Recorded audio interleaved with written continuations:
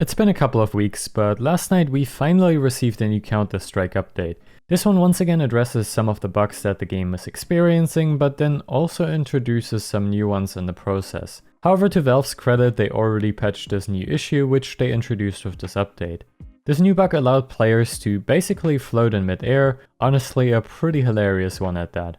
Instead, what Valve wanted to fix was the issue where when boosted the top or bottom player were experiencing some upward movement, which was pretty annoying to be honest. So hopefully this fix finally addresses that, and hopefully Valve will stop introducing new bugs with each update. Anyways, alongside with this we've also received a few more gameplay changes, so let's go over those.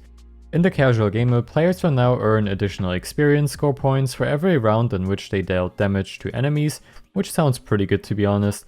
A new command was added to control the rounds and the time during which voting for a level change is allowed. Furthermore, Valve also changed the voting for a map change in casual, arms race as well as deathmatch.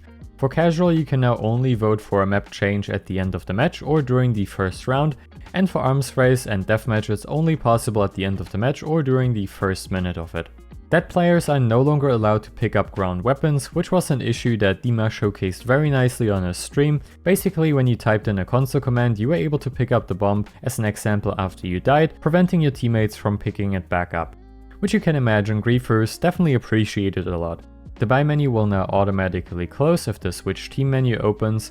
And lastly, for the gameplay changes, rescuing a hostage now increments objectives counter in the match stats, which unfortunately was unable to figure out what Valve was referring to, but it seems like it has nothing to do with the scoreboard, so if you know more about this, feel free to leave a comment down below.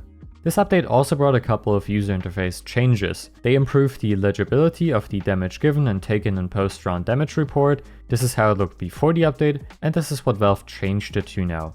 You can also see in this comparison that Valve added the player names on top of the mini scoreboard, which is certainly quite interesting.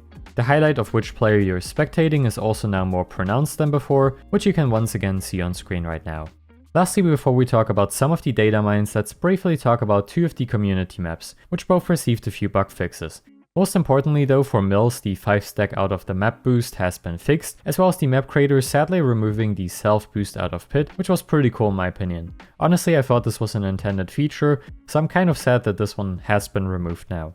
Alongside of all of these bug fixes, we've also received some brand new data mines regarding keychains, which are showcased quite nicely by GabeFollower and Aquarius. With these brand new leaks, it seems like keychains are a lot closer than I personally anticipated. However, I'm not entirely sure if this means that we will see them anytime soon in game, but it genuinely seems like that Valve is still working on them and that they may arrive in the next couple of months or so. As always, of course, take these data mines with a grain of salt since they're nothing but data mines. It doesn't give us 100% confirmation that Valve is going to add them. These can still end up being a scrapped feature after all, even though now it seems quite likely that Valve is planning on adding them. Anyways, that already concludes this video. Thanks for watching, and I will see you of course in the next one.